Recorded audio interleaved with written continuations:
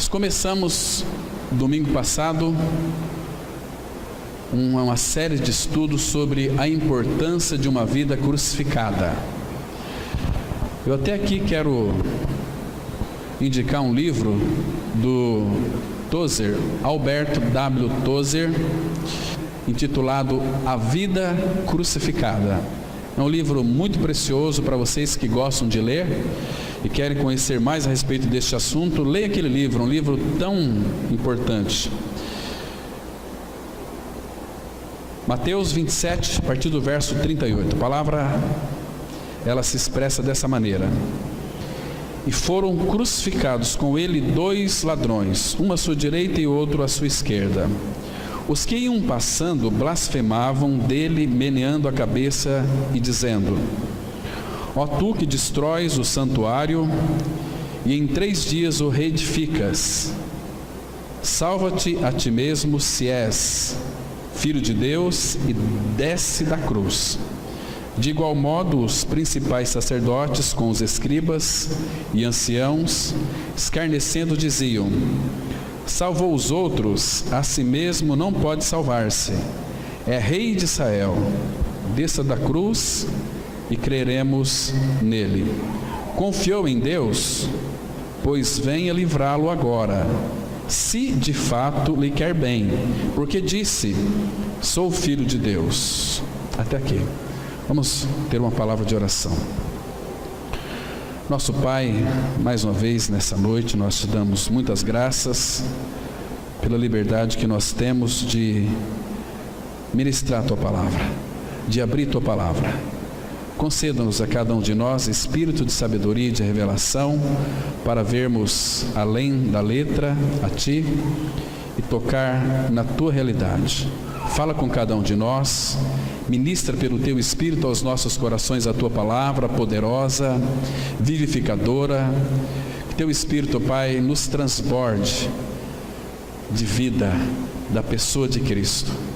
Pai Santo, tira dos nossos olhos todo impedimento, todo embaraço, toda escama, cisco, trave, tudo aquilo, Pai, que nos impede de vermos claramente toda a realidade que há no Filho. Por isso, ministra, nós somos a Tua igreja, somos o Teu povo. Tu és aquele que no Filho edifica a igreja. Somos a Tua igreja, Pai, e a nossa expectativa, o desejo do nosso coração é sermos edificados por Ti. Nós entregamos esse tempo nas Tuas mãos, confiamos a Ti, na Tua palavra a Ti, para que Tu a devolvas para nós e nos alimente, Pai. É no nome do Filho que nós oramos. Amém. Queridos irmãos e irmãs, vamos avançar mais um pouquinho hoje sobre a importância de uma vida crucificada. Em primeiro lugar, nós vamos analisar aqui alguns versículos e depois vamos analisar de uma forma tão clara o Salmo 22, que é o Salmo do Bom Pastor. Muitos acreditam que o Salmo 23 é o Salmo do Bom Pastor, mas não é. O Salmo do Bom Pastor é o Salmo 22, porque no Salmo 22, ali nós vemos o Filho dando a sua vida pelas ovelhas. Deus meu, por que me desamparaste? Então ele está dando a vida na cruz pelas suas ovelhas. Esse texto aqui, que fala da crucificação de Cristo, claro que ele tem tudo a ver conosco. Nós estamos inseridos de uma maneira aqui, pela fé, espiritualmente falando, dentro de todo este princípio que nós vamos aqui considerar diante do Senhor. Irmãos, observa que no versículo 39, nós lemos aqui, que os que iam passando blasfemavam dele, meneando a cabeça, dizendo... Olha aqui, irmãos, que essa palavra que eles disseram, e nós vamos perceber que quem disse isto aqui, quem estava ali eram os soldados, era uma multidão de curiosos, mas também eram um grupo de pessoas que eram os religiosos da época, eram os fariseus, principais, sacerdotes, escribas. Então estava ali todo um grupo de pessoas religiosas que tinham as escrituras na sua mente, que faziam de tudo para obedecer às escrituras. No entanto, eles não tinham realmente uma revelação daquilo que eles guardavam, daquilo que eles então até ensinavam para as pessoas. Eles não tinham a realidade. Então aqui eles guardaram. O que é interessante, vocês se lembram Isaías 58:11, que Deus diz assim, 55:11, que toda palavra que sair da minha boca não voltará para mim vazia ou para ti vazia, antes fará aquilo que lhe apraz e prosperará para a qual foi designada. Então, irmãos, quando Cristo falou esta palavra para aquele povo, eles guardaram aquela palavra, porque aqui no versículo 40, quem está dizendo são os principais sacerdotes, são os escribas, são os fariseus, porque Jesus disse lá no Evangelho de João, no capítulo 2, quando ele foi ali, expulsou aqueles vendilhões do templo, e ele disse assim para todos aqueles presentes: vocês destruíste o templo, e em 3 dias eu o reedificarei. Então eles estão dizendo aqui, de uma forma até irônica: ó tu que destróis o santuário, e em 3 dias o reedificas. Eles ouviram a palavra de Cristo, eles entenderam o que Cristo disse, mas eles entenderam a nível de templo físico. Lá em João, capítulo 2, Jesus não falou do templo físico, porque depois João interpreta para nós, porque ele falava a respeito do seu corpo, porque Jesus, ele é a casa de Deus. Nós estamos nele, nós moramos em Cristo. Se alguém está em Cristo, é uma nova criatura. Nós estamos nele, mas ele está em nós. Nós somos, por um lado, casa de Deus, mas Cristo é casa de Deus. Nós somos casa de Deus, todos nós reunidos juntos, como igreja do Senhor, somos habitação de Deus no Espírito. Então Deus pode, através da igreja, se expressar, se manifestar de diversas maneiras, de diversas formas, de diversos ministérios também. Mas aqui, eles ouviram a palavra que Jesus disse para eles, não produziu vida neles, porque eles estavam com seus corações duros, né? Ó tu que destróis o santuário, e em 3 dias o reedificas, salva-te a ti mesmo, se és filho de Deus. Agora tem uma palavrinha aqui que temos que considerar: e desça da cruz. Irmãos, João capítulo 2 de 18 e 19 vai mostrar sobre a questão da casa de Deus. Mas aqui, irmãos, especificamente nesse texto, o inimigo vai usar qualquer tipo de ser humano que tenha uma religião, principalmente no meio evangélico. Se a pessoa não tiver uma mente renovada pelo Espírito do Senhor, ele jamais vai experimentar qual seja a boa, perfeita e agradável vontade do Pai. E quando se refere ou menciona algo relacionado à cruz, ele sai de retro. Porque, irmãos, estes homens que eram aqui religiosos, que estavam contemplando a crucificação de Cristo, eles conheciam toda a lei, e toda a lei, os profetas e os salmos não falam de outra coisa a não ser desses dias nas quais eles estavam aqui presenciando. Os discípulos sabiam que isto iria acontecer. Nós sabemos que já aconteceu muito tempo, mas que o inimigo das nossas almas quer é tirar-nos da centralidade da cruz. Desça da cruz. Olha o versículo 42, porque aqui no 41 vai mostrar que, de igual modo, os principais sacerdotes, eles eram os mestres da Bíblia no Antigo Testamento. Eles estavam ali, esses mestres estavam ali porque agora estava chegando o reino da realidade espiritual, mas os principais eram os mestres em Israel que ensinavam a lei. Então estavam eles ali com os escribas e anciãos escarnecendo e diziam: salvou os outros, a si mesmo não pode salvar-se. É rei de Israel? De novo, desça da cruz e creremos nele. Irmãos, aqui é um absurdo. Sem a obra da cruz não há possibilidades de chegarmos até o Pai. Jesus, ele foi muito claro: eu sou o caminho, a verdade e a vida. Ninguém vem ao Pai senão por mim. Agora, imagina que se Jesus tivesse descido da cruz, irmãos, nós poderíamos estar até aqui reunidos, mas sem nenhuma realidade, sem nenhuma vida de Cristo, porque Ele estaria lá no céu, não teria capacidade de habitar dentro de nós, porque o pecado estaria em nós ainda. Então nós estaríamos aqui, nós tínhamos que ter uma batedouro ali, tínhamos que ter uma porta ali, nós tínhamos que montar uma tenda, um tabernáculo, para que então cada um de nós, se pecássemos, traria ali a sua ovelhinha, o seu boi, para ser oferecido em holocausto, em sacrifício a Deus, para que Deus então aplacasse a sua ira.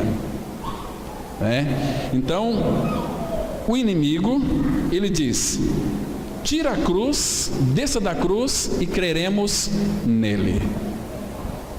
E nós sabemos, irmãos, que existem muitas e muitas pessoas que têm uma ilusão, uma fé ilusória de que sem passar pela cruz você está no reino de Deus. A Bíblia diz que não está. Porque, irmãos, aqui que entra o fato da importância de uma vida crucificada. Nós falamos hoje pela manhã que se nós de fato não perseverarmos em permanecer nele, ele não vai permanecer em nós. Ele diz: permanecei em mim e eu permanecerei em vós. Porque sem ele nós nada podemos fazer. E os discípulos, sim, tiveram muitas dificuldades, porque imagina só, Jesus passando as instruções para eles, Jesus era o próprio ensino deles, e disseram: olha, quando eu for para a glória, eu vou voltar e vou habitar dentro de vocês, e vou capacitar cada um de vocês a viver a vida cristã. Porque, irmãos, nós não conseguimos viver vida cristã. O que nós podemos fazer, no mínimo ou no máximo, é imitar a vida cristã, lendo a Bíblia, orando, muitos jejuando, muitos dizimando, fazendo uma série de coisas, mas sem vida, sem realidade. Isso não é cristianismo autêntico e verdadeiro.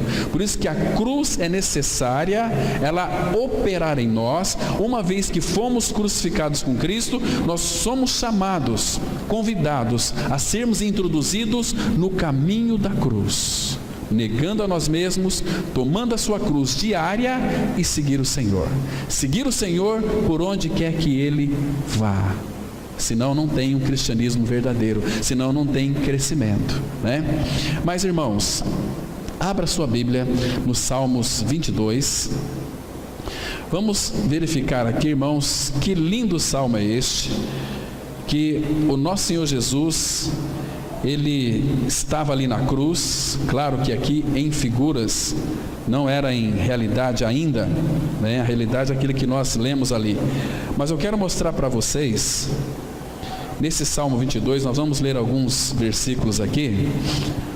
Quando Jesus estava na cruz, no momento em que Ele começou a receber o nosso pecado no seu corpo ali na cruz, vocês sabem que houve trevas sobre toda a terra.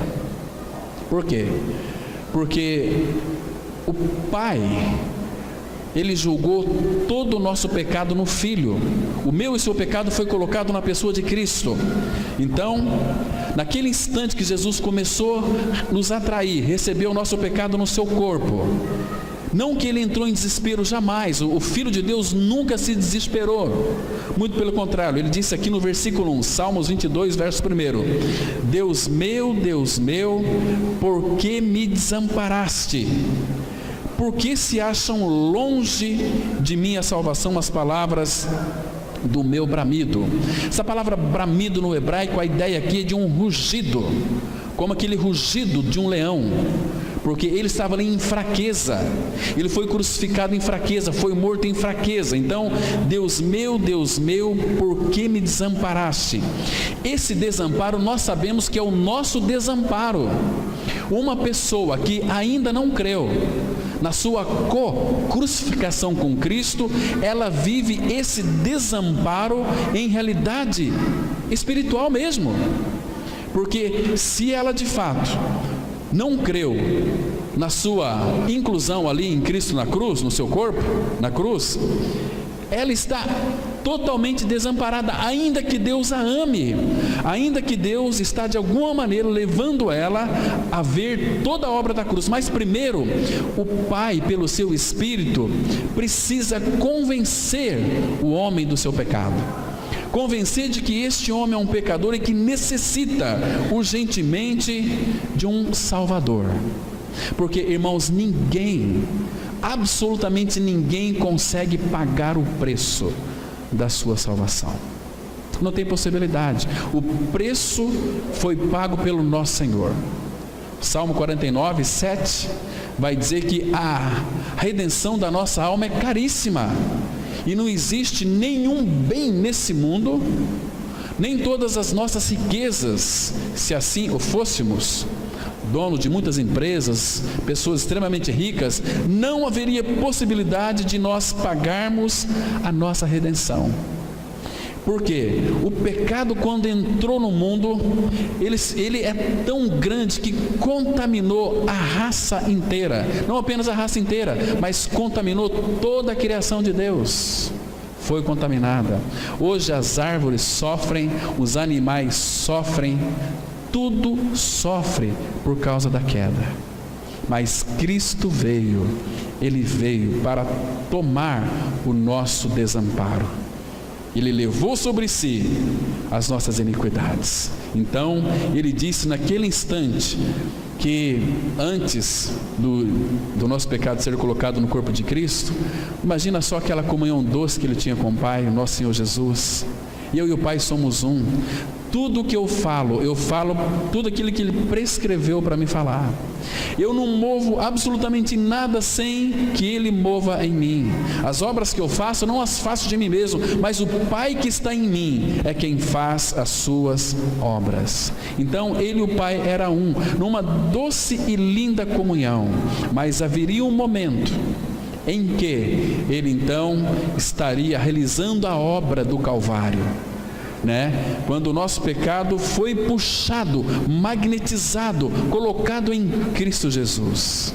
Aí ele clamou: Deus meu, por que me desamparaste? Sabe por que esse aqui é o Salmo do Bom Pastor?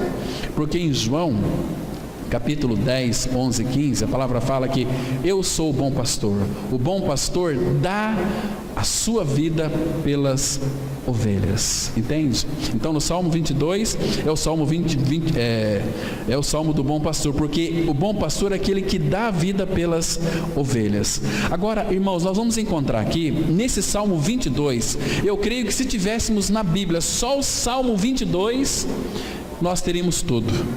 Porque aqui fala de Cristo na cruz, aqui fala o nascimento de Cristo, aqui fala de Cristo no Getsêmani, e aqui fala também da ressurreição de Cristo.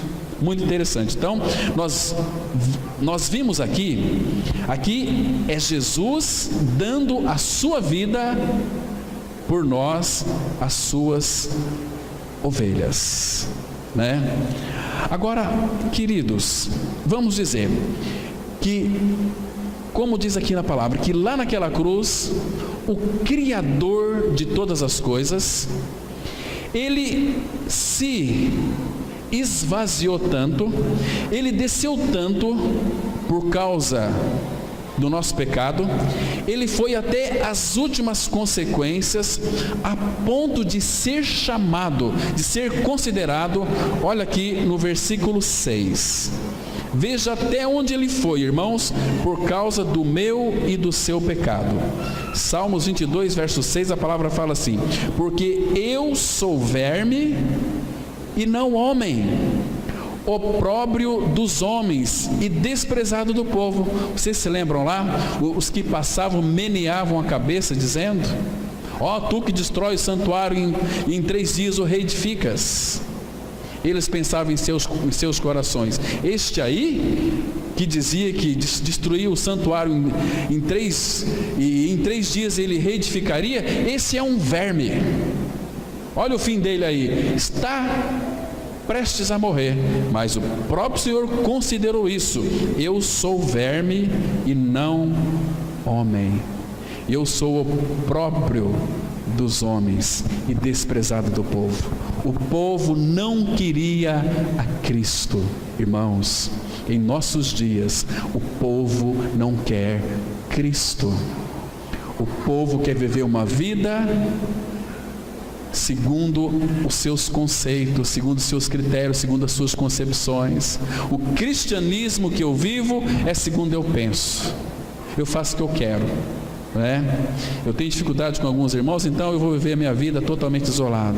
Isso é demoníaco. Isso é pessoas que não têm uma mente renovada, Então Satanás lança os seus dardos e abafa e tira de cena totalmente essas pessoas. Isso é terrível. Isso é terrível, porque, irmãos, a palavra fala que todos os que creram estavam juntos, os que creram. Agora, eu sei que muitos também experimentaram, sim, uma salvação mais psicológica.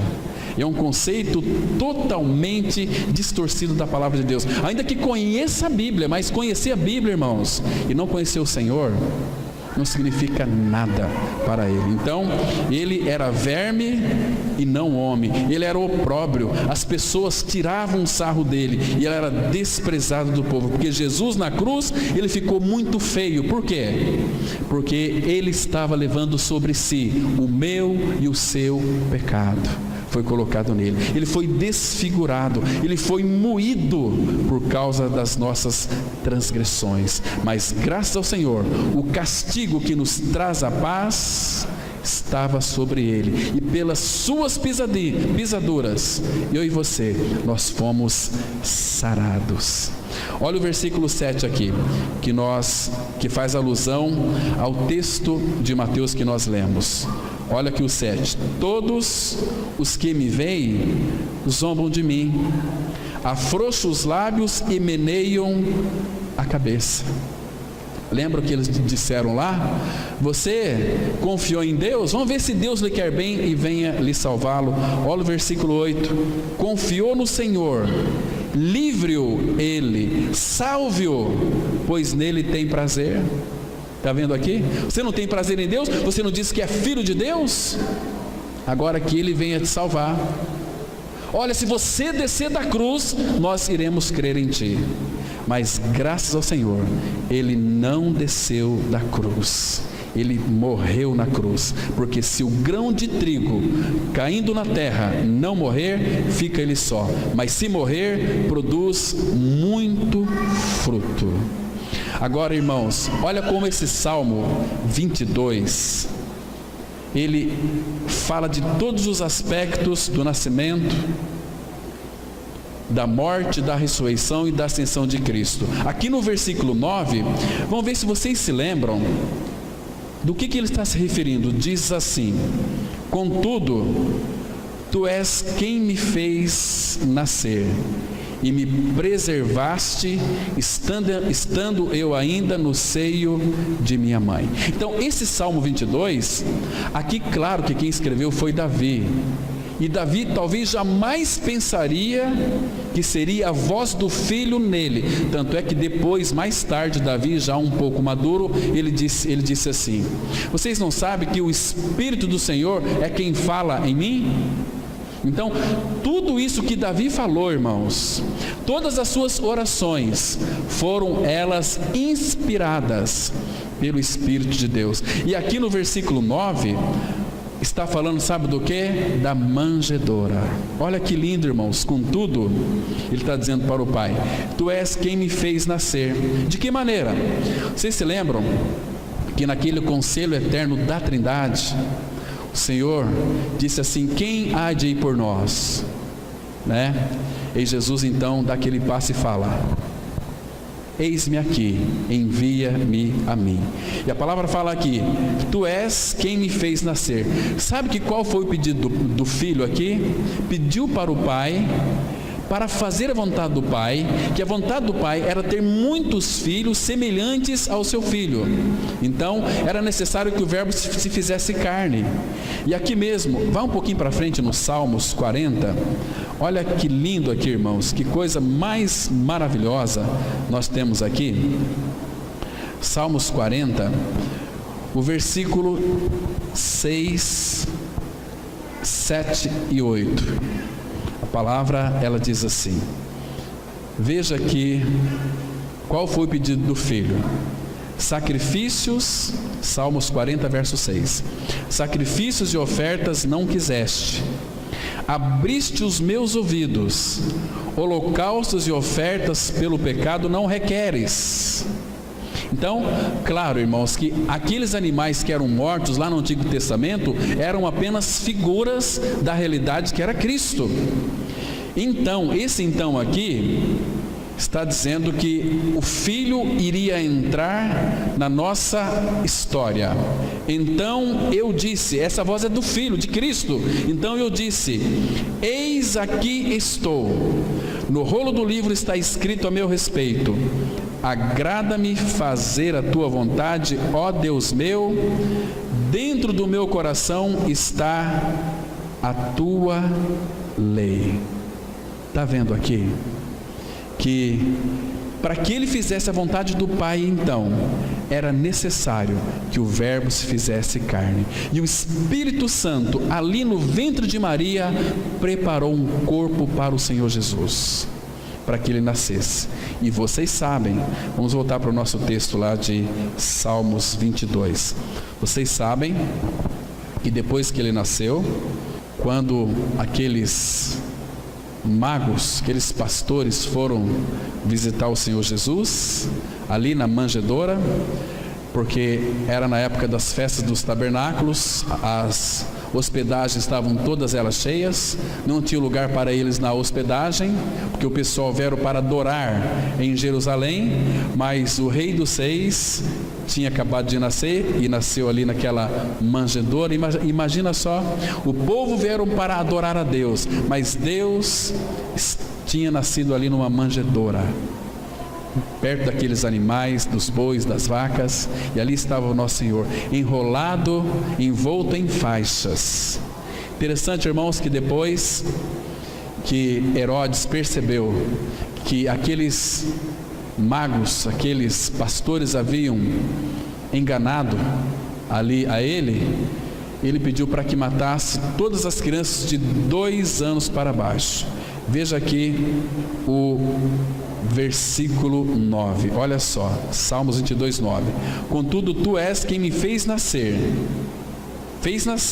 ponto e vírgula, continua o assunto, e me preservaste, estando eu ainda no seio da minha mãe. O que aconteceu aqui, irmãos?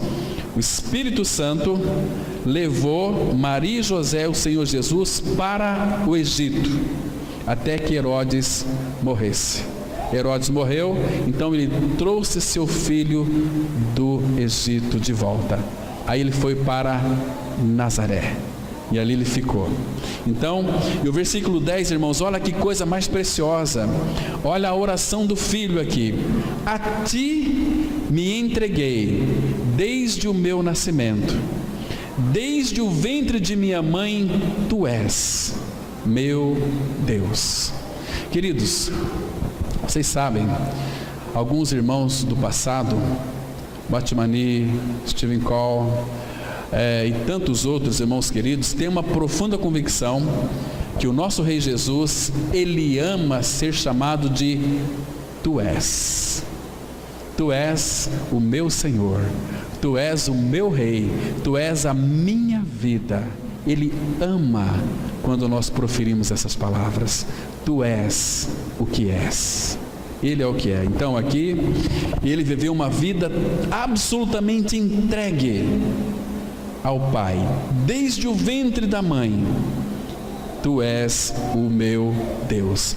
Agora, no versículo 11 aqui, irmãos, já pula um grande período. Veja aqui no versículo 11, Salmo 22, 11, a palavra fala assim: não te distancies de mim, porque a tribulação está próxima, e não há quem me acuda. Do que ele está falando aqui? Qual era a hora, irmãos? Qual era a hora de Jesus, esta hora aqui, quando ele disse: não te distancie de mim, porque a tribulação está próxima? Aqui nos arremete lá para o Getsêmani, quando Jesus estava ali sozinho.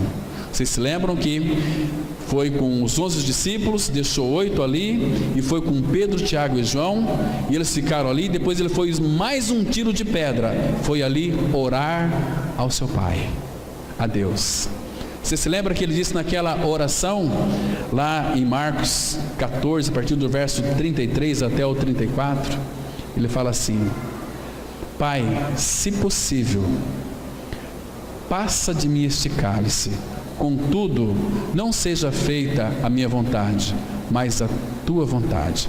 Ele estava dizendo o seguinte para o Pai: Pai, esse momento que eu vou enfrentar a cruz, eu não temo a cruz. O que eu temo é perder essa relação íntima que eu tenho contigo. Se tiver uma outra maneira, Pai, de eu salvar este povo que tu amas, então isso vai ser bom para mim no sentido de que eu não vou perder a tua face.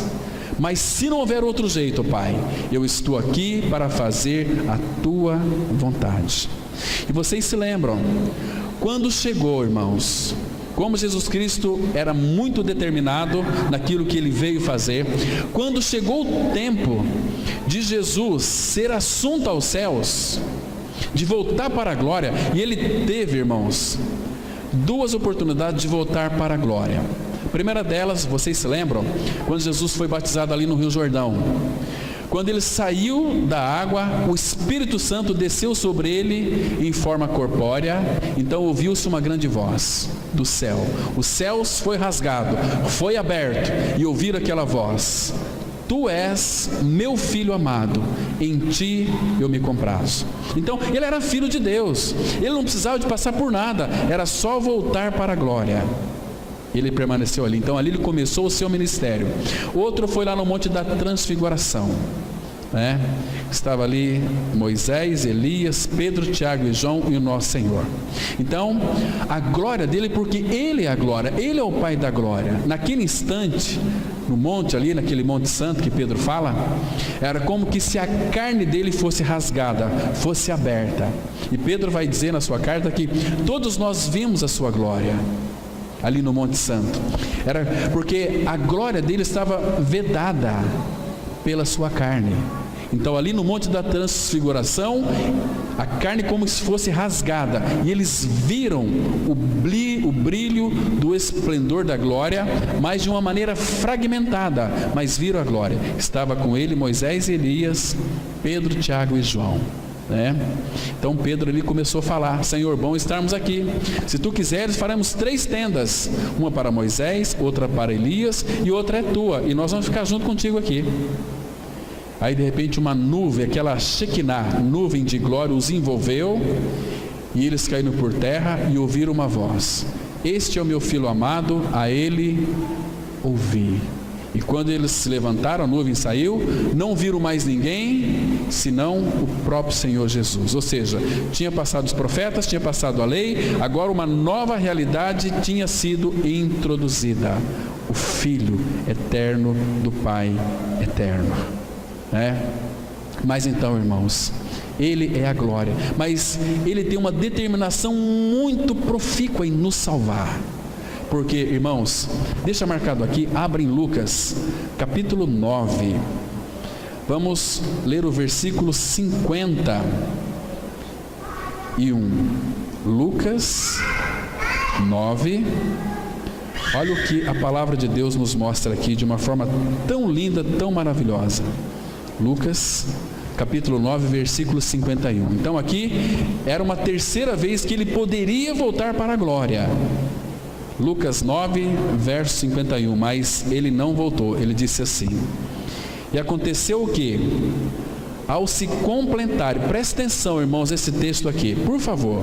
E aconteceu que, ao se completarem os dias em que devia ele ser assunto ao céu, os dias em que ele deveria voltar para o céu, porque ele não tinha pecado. O problema de pecado é nosso, o problema de alienação é nosso, o problema de morte é nosso, mas aqui não.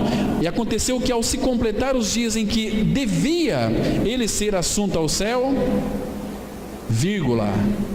manifestou no semblante a intrépida resolução.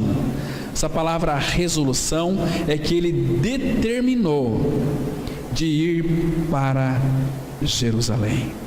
E para quê? Para morrer. Para morrer a morte de quem? Ele não tem pecado. Ele não tem pecado. Romanos 5:8, a palavra fala assim: mas Deus prova seu próprio amor para conosco pelo fato de ter Cristo morrido por nós, sendo nós ainda pecadores. Deixa eu particularizar esse versículo aqui. Mas Deus prova o seu próprio amor para comigo pelo fato de ter Cristo morrido por mim. Se Ele morreu por mim, Ele não morreu por Ele. Se Ele não morreu por Ele, aquela morte é a minha morte, sendo eu ainda pecador. Então, Ele morreu a nossa morte, mas porque Ele foi determinado em ir para a cruz. Irmãos, e todo religioso não quer uma vida de cruz. Desça da cruz que a gente crê. Essa doutrina de crucificação é estranha. Tem um irmão ali em Anastácio. Algum tempo atrás ele foi pregar para uma pessoa, muitos anos de evangélico. E ele começou a tratar de um assunto tão simples que nós conhecemos de uma forma assim muito real. Ele falou o seguinte, o irmão falando para aquele evangélico: olha, você precisa de crer na sua crucificação com Cristo, na sua morte com Cristo. O cara disse: que história é essa de morrer com Cristo? Não é assim não. Morrer com... Você está louco? Não se morre com Cristo. Cristo morreu na cruz. Nós temos que crer que Ele morreu na cruz para nos salvar dos nossos pecados. Sim, essa é uma verdade, tem que ser proclamada. Mas o outro lado da verdade, irmãos, é que o pecador, se ele não crê na morte com Cristo na cruz, ele nunca será perdoado. Ele já foi perdoado a partir do momento que crê. Na realidade, irmãos, Deus já perdoou toda essa humanidade. Deus já crucificou toda essa humanidade. Mas a humanidade não quer essa verdade para si. Porque, irmãos, se não houver interesse da parte do ser humano em desejar o Senhor, em querer aprender algo do Senhor, porque em primeiro lugar nós temos que tocar o Senhor. Se uma pessoa tiver, por exemplo, um profundo desejo de conhecer a Cristo, o Senhor vai se revelar a ela, porque a palavra fala assim, Jeremias 29, buscar-me-eis e me achareis quando me buscardes de todo o vosso coração. Se uma pessoa está buscando ao Senhor de todo o vosso coração, o Senhor vai se revelar a ela. Mais para frente ela vai entender que ela foi crucificada com Cristo, que ela ressuscitou com Cristo, mas o primeiro contato que a pessoa tem é com o seu Salvador, é com Cristo. Buscou a Ele, encontrou a Ele, ganhou uma experiência com Cristo. Aí depois que ele vai conhecer o Senhor, vai conhecer a sua palavra, mas primeiro é Cristo. Lembra do apóstolo Paulo?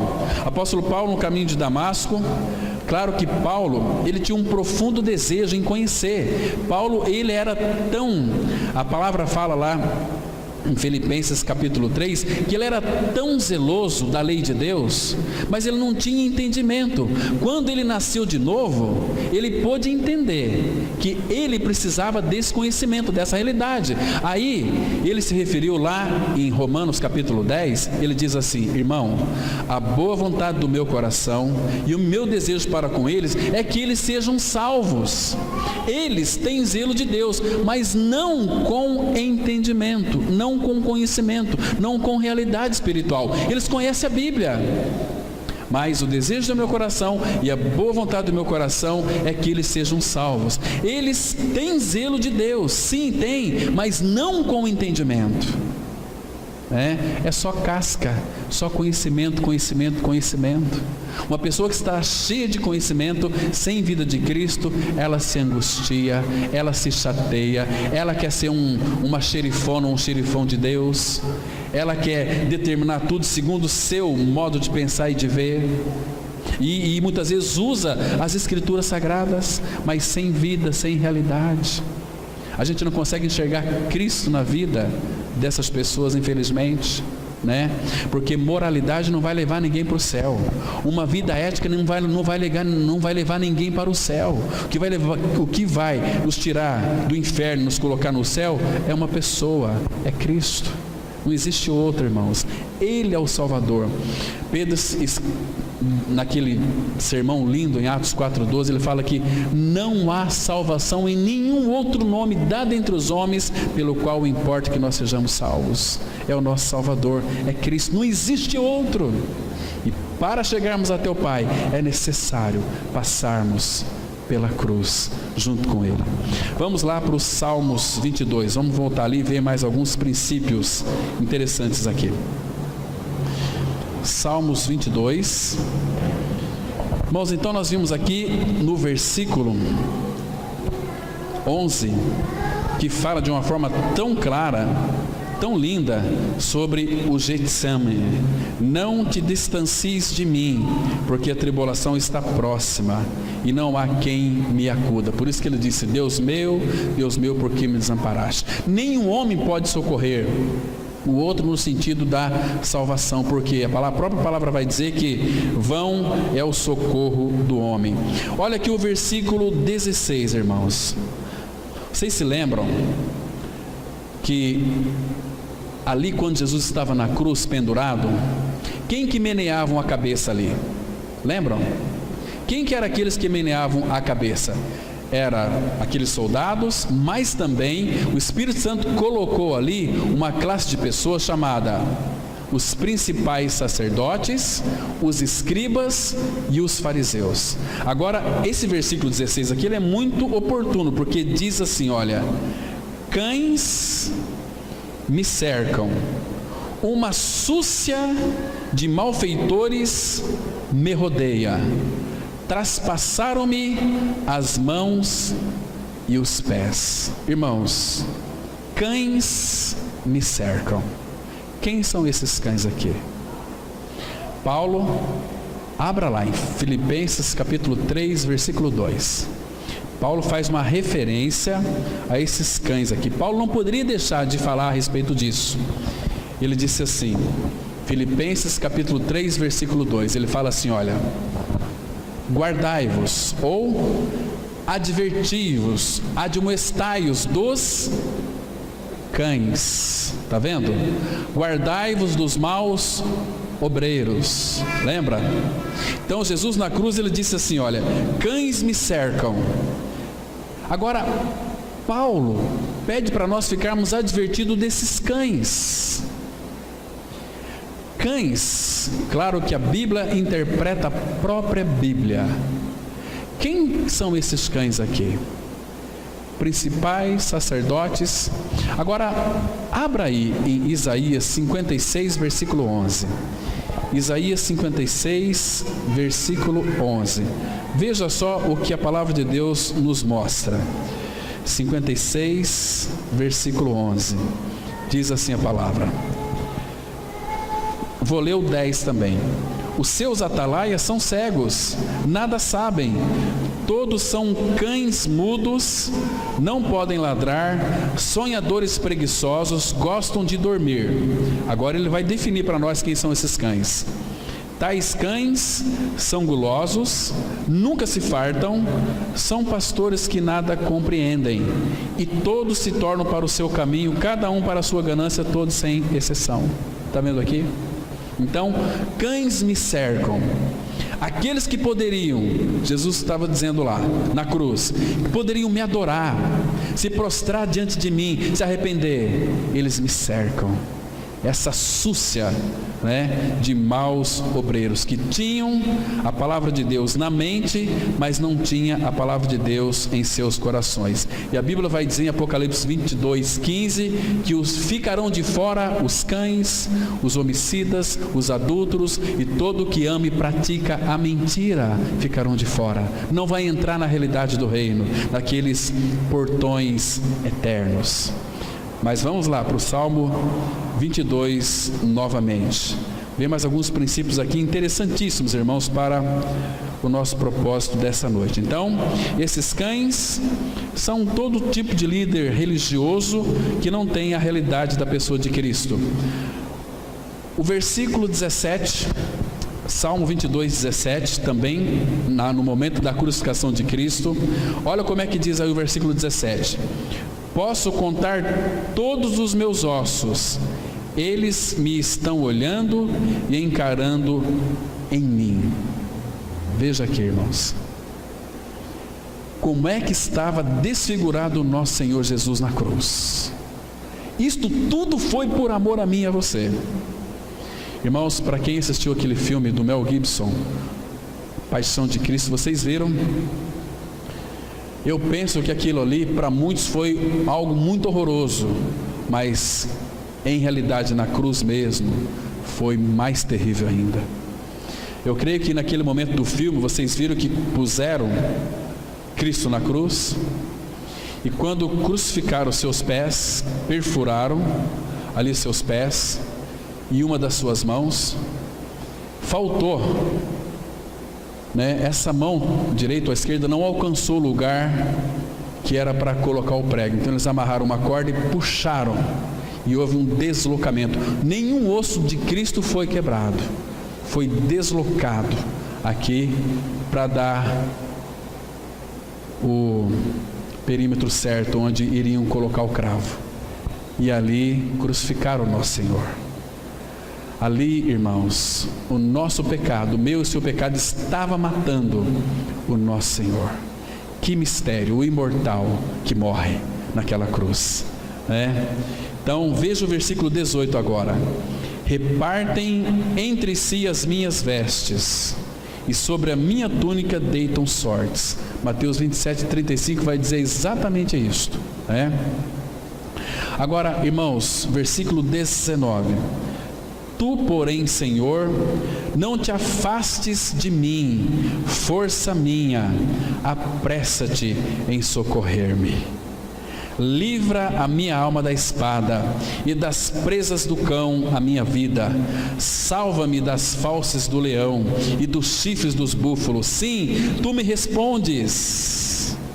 Aqui foi toda a obra da cruz, o aspecto da morte. Irmãos, mas graças ao Senhor, ao terceiro dia, naquele domingo de Páscoa, a manhã de ressurreição, quando Maria Madalena foi ao túmulo, ela percebeu que a pedra tinha sido removida e olhou lá dentro e não viu ninguém, viu só aqueles lençóis, Ele não estava mais ali, ele ressuscitou. Queridos, Deus, quando criou todo este mundo, todo este universo, Ele criou pela sua palavra. Ele disse e as coisas aconteciam. Mas para ressuscitar o Senhor, Efésios 1 vai mostrar para nós que Deus, Ele exercitou toda a força do seu poder para trazer Jesus dentre os mortos. Ele ressuscitou. E aqui, irmãos, a partir do versículo 22, começa a falar da vida da ressurreição.